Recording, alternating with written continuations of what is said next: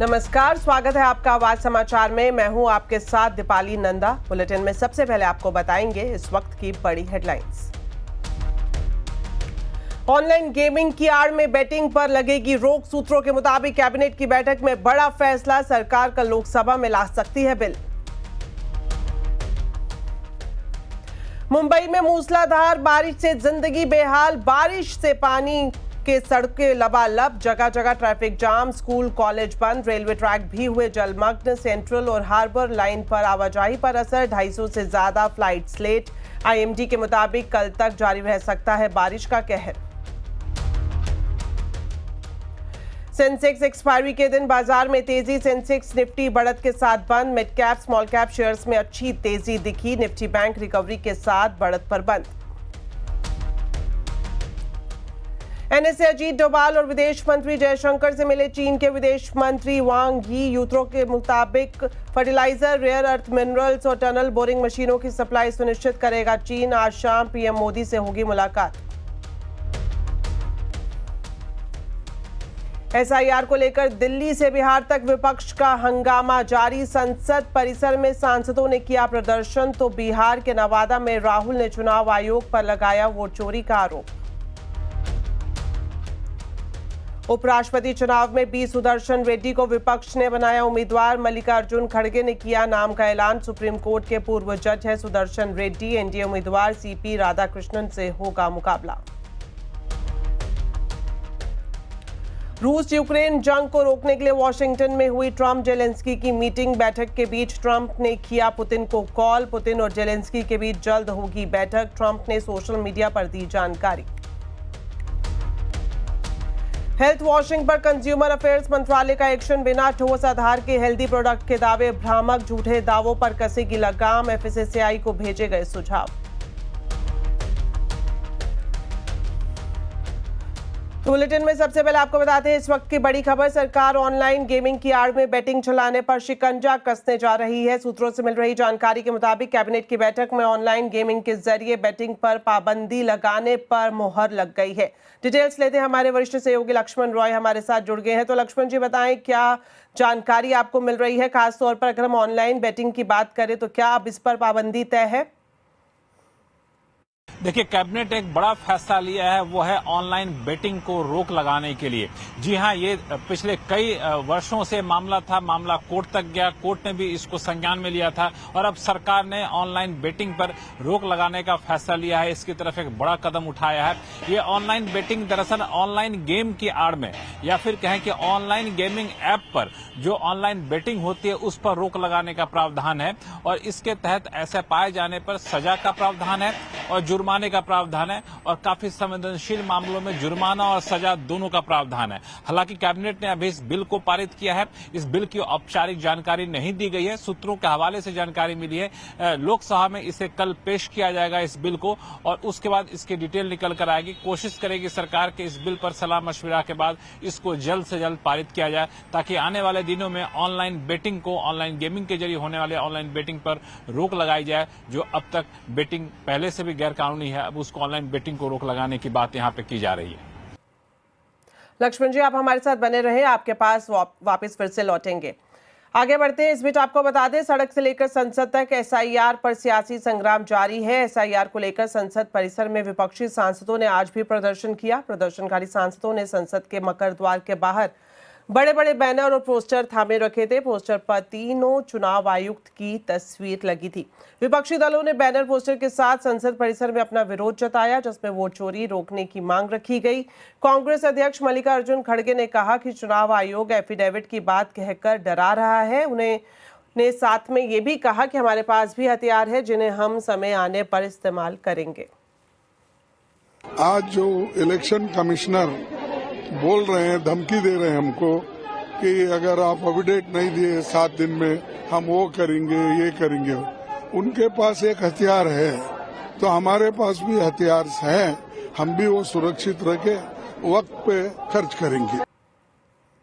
दूसरी तरफ एसआईआर के खिलाफ राहुल गांधी की वोटर अधिकार यात्रा का आज तीसरा दिन है। तीसरे दिन राहुल गांधी नवादा पहुंचे। नवादा में राहुल गांधी ने चुनाव आयोग पर एक बार फिर वोट चोरी का आरोप लगाया।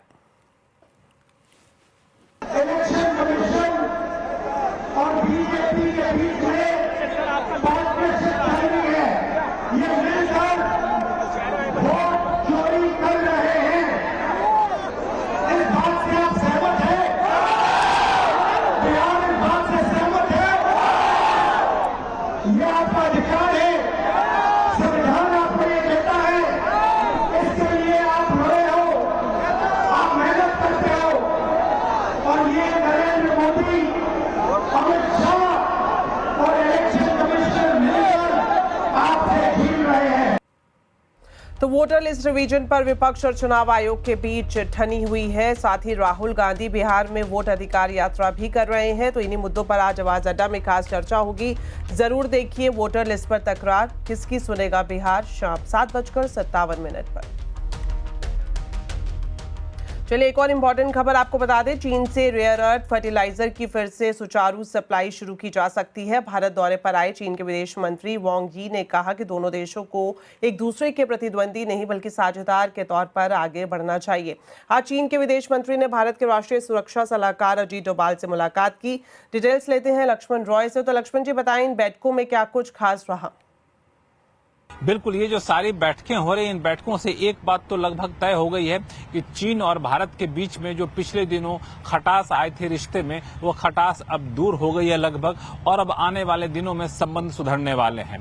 चाहे चीन के विदेश मंत्री की भारत के विदेश मंत्री एस जयशंकर से कल हुई मुलाकात हो, या फिर आज भारत के राष्ट्रीय सुरक्षा सलाहकार अजीत डोभाल से मुलाकात हो चीन के विदेश मंत्री से, इन दोनों ही बैठकों के बाद जिस तरह के बयान दोनों नेताओं की तरफ से आए, वो इशारा करते हैं कि आने वाले दिनों में भारत और चीन के बीच कारोबारी रिश्ते सुधरेंगे, दोनों देशों के बीच लोगों का आना जाना ज्यादा बढ़ेगा, तीर्थ यात्राएं दोनों देशों के बीच में ज्यादा होगी, और इतना ही नहीं, सीमा विवाद जो है उसको भी धीरे धीरे चरणों में इसको खत्म किया जाएगा, और सीमा पर जो फ्रंट लाइन पे जो तैनाती है उसको भी धीरे धीरे हटाने या फिर कम करने की कोशिश यहाँ पे की जाएगी। इस बात के संकेत साफ तौर से मिले हैं। लेकिन सबसे बड़ी बात जो इन बैठकों से निकल कर आया है, जो पिछले दिनों चिंता इंडस्ट्री, खासतौर से इलेक्ट्रॉनिक ईवी इंडस्ट्री जता रही थी कि रेयर अर्थ मैग्नेट चीन से आना लगभग बंद हो गया है, कई सारे प्लांट के ठप होने के कगार पे थे। अब जो इस बैठकों से एक संकेत मिला है कि चीन भारत को रेयर अर्थ मिनरल की सप्लाई पहले की तरह सुचारू तरीके से करता रहेगा। स्पेशल फर्टिलाइजर की सप्लाई भारत को चीन पहले की तरह करता रहेगा। यहां तक कि बोरिंग की कई सारी मशीनें होती हैं, वो भी चीन से आती हैं, उसमें भी रुकावट आ रही थी, वो भी रुकावट अब पैदा नहीं होगी। तो इसकी शुरुआत यहां पर है। और इन सारे बैठकों और सुधरते संबंध के बीच एक महत्वपूर्ण बात यह है कि एससीओ समिट में प्रधानमंत्री मोदी जाने वाले हैं। वहां पे चीन के राष्ट्रपति के साथ द्विपक्षीय बातचीत होने वाली है। उससे पहले कह सकते हैं कि एक तरह से जमीन तैयार की जा रही है कि इस रिश्ते सुधारे जाएं और कुछ बड़े ऐलान आगे चलकर किए जाएं। और एक खास बात और कि अमेरिका से जिस तरह से कारोबार का माहौल बना हुआ है, उन कह सकते हैं संवेदनशील स्तर पर पहुंचे उस माहौल के बीच में चीन के साथ रिश्ते सुधर रहे हैं, ये अपने आप में काफी कुछ कह रहा है। शुक्रिया लक्ष्मण जी दोनों खबरों पर जानकारी देने के लिए। जल्दी भारत और चीन के बीच उड़ानों की आधिकारिक घोषणा हो सकती है। सूत्रों के मुताबिक अक्टूबर के पहले सप्ताह में दोनों देशों के बीच उड़ान शुरू की जा सकती है। डिटेल्स लेते हैं रोहन सिंह से। तो रोहन बताएं, क्या जानकारी है आपके पास?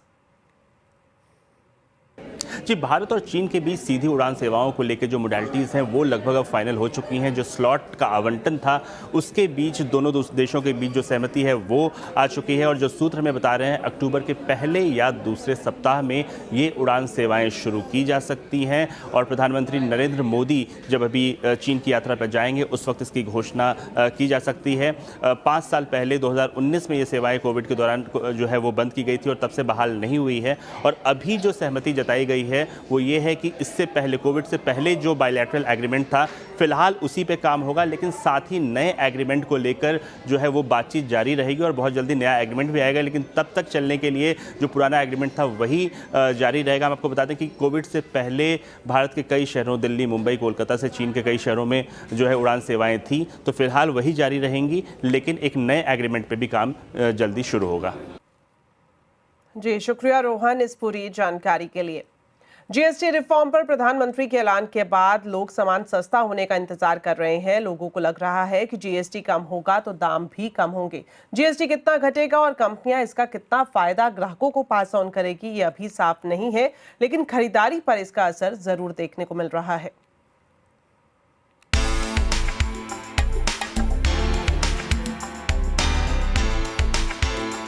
अहमदाबाद में इलेक्ट्रॉनिक आइटम्स के अलग अलग शोरूम में बात करने पर पता चला कि ग्राहकों का फुटफॉल तो बना हुआ है, लेकिन वो खरीदारी में तब्दील नहीं हो रहा है। इलेक्ट्रॉनिक्स पर जीएसटी 28% से घटकर 18% होने की संभावना है। इसलिए लोग सामान देखते हैं, बुक करते हैं, लेकिन खरीदारी नहीं करते। ग्राहकों के मन में अभी क्या चल रहा है वो सुनिए। अगर इतनी आइटम ले रहा हूँ, 3 आइटम, तो उसमें शायद कहीं ना कहीं मुझे लग रहा है कि मुझे फायदा होगा। तो अभी मैं इसलिए यहाँ पे आके भैया को भी बताया कि मैं जस्ट देख रहा हूं, लेकिन अभी अगर बेनिफिट दिवाली के बाद होने वाला है तो मैं 100% स्टॉप ही हो जाऊंगा। सामने फेस्टिवल सीजन है और ग्राहक दाम कम होने का इंतजार करने के मूड में है। ऐसे में व्हाइट गुड्स डीलर और व्यापारी चाहते हैं कि जीएसटी घटाने का ऐलान जल्दी हो और सेक्टर वाइज हो, नहीं तो कंपनी को दिवाली का ऑर्डर दे पाना मुश्किल होगा। कस्टमर का जो थिंकिंग प्रोसेस है वो वेट एंड वॉच का है। वी आर ऑल्सो वेटिंग कि गवर्नमेंट जितनी हो सके जल्दी इसके ऊपर क्लियरिटी दे तो हमारे बिजनेस भी इफेक्ट ना हो। जीएसटी घटाने पर काम तो शुरू हो चुका है, लेकिन फैसला होने और लागू होने में वक्त लग सकता है। अगले 2 महीने तक व्हाइट गुड्स में खरीदारी धीरे धीरे कम होगी और अगर ये सिलसिला बढ़ता रहा तो आगे जाकर ऑर्डर बुकिंग भी काफ़ी कम हो जाएगी। केतन जोशी, अहमदाबाद। ब्रेक के बाद आपका स्वागत है। अब खबर मुंबई से, जहां लगातार हो रही बारिश से जनजीवन बेहाल हो गया है। लगातार चौथे दिन भारी बारिश का सिलसिला जारी है। मौसम विभाग ने मुंबई, ठाणे और रायगढ़ के लिए रेड अलर्ट जारी किया है। झमाझम बारिश से मुंबई के कई इलाकों में जल भराव हो गया। सड़कों पर घुटनों तक पानी भरा है। लोगों को भारी ट्रैफिक जाम का सामना करना पड़ रहा है। मुंबई के सभी स्कूल कॉलेज बंद हैं, साथ ही सभी सरकारी दफ्तर भी बंद रखे गए हैं और प्राइवेट ऑफिसर्स को घर से ही काम करने की हिदायत दी गई है। आपको बता दें, एनडीआरएफ की 5 टीमें मुंबई में तैनात हैं। सभी चौपाटी को टूरिस्ट के लिए बंद कर दिया गया है। जुहू, वर्सोवा, अक्सा और गोराई बीच भी खाली करा दिए गए हैं। साथ ही आपको बता दें, अंधेरी सबवे को भी जल भराव की वजह से बंद करना पड़ा। दिन में हालात का जायजा लिया संवाददाता विवेक गुप्ता ने। मुंबई में 2 दिन से लगातार तेज बारिश हो रही है और मुंबई में आज भी रेड अलर्ट घोषित किया गया है मौसम विभाग की तरफ से। और कल के कंपैरिजन आज जो है वो मुंबई में जो हालात है उतने अच्छे नहीं दिखे जा रहे हैं। कल के कंपैरिजन मुंबई के हालात और भी ज़्यादा खराब होते नजर आ रहे हैं। इस समय हम मुंबई के अंधेरी ईस्ट इलाके के अंधेरी सबवे के पास खड़े हैं और आप देख सकते हैं कि किस तरीके से घुटनों के ऊपर तक यानी कमर तक पानी पहुंच चुका है और पूरा का पूरा सबवे पानी में डूब चुका है और विजिबिलिटी बहुत ज़्यादा कम है, इसलिए खतरा बहुत ज़्यादा है। अगर मैं अपने क्या मैं राजेश को बोलूँ, आप दिखा सकते हैं कि जो सबवे का जो मेन पॉइंट है, ऊपर जो पिलर देख रहे हैं पीले और काले रंग का, वो बड़ी बड़ी गाड़ियों को रोकने के लिए, तो अंदाजे लगाइए कि पानी का लेवल उस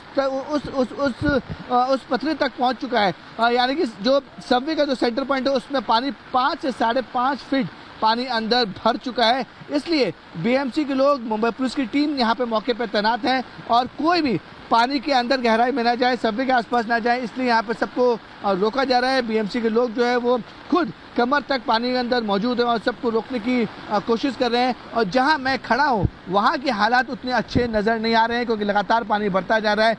ये जो रास्ता आप सामने देख रहे हैं वो अंधेरी स्टेशन की तरफ जा रहा है। वहाँ के भी देखिए किस तरीके से पुलिस ने पूरी रस्सी लगा दी है, कॉर्डन ऑफ कर दिया ताकि कोई भी इंसान गहरे पानी में ना पहुंच पाए। कमर तक ये पूरा पानी पहुंच चुका है। अंधेरी स्टेशन है, वहां तक लोग आने जाने बहुत मुश्किल हो रही है। चलिए बढ़ते हैं आगे। और आपने हेल्दी स्नैक्स और हेल्दी ड्रिंक के बारे में तो ज़रूर सुना होगा। आजकल हर किसी प्रोडक्ट पर हेल्दी होने का लेबल दिखाई देता है। ये लेबल कैसे दिया जा सकता है और इस पर कंज्यूमर अफेयर मंत्रालय ने अपने सुझाव फिसाई को भेजे हैं। कंज्यूमर अफेयर्स मंत्रालय के मुताबिक ये सब हेल्थ वॉशिंग है, जहां कंपनियां प्रोडक्ट को हेल्दी बताकर बेच रही हैं। खबर पर पूरी जानकारी दे रहे हैं रोहन सिंह।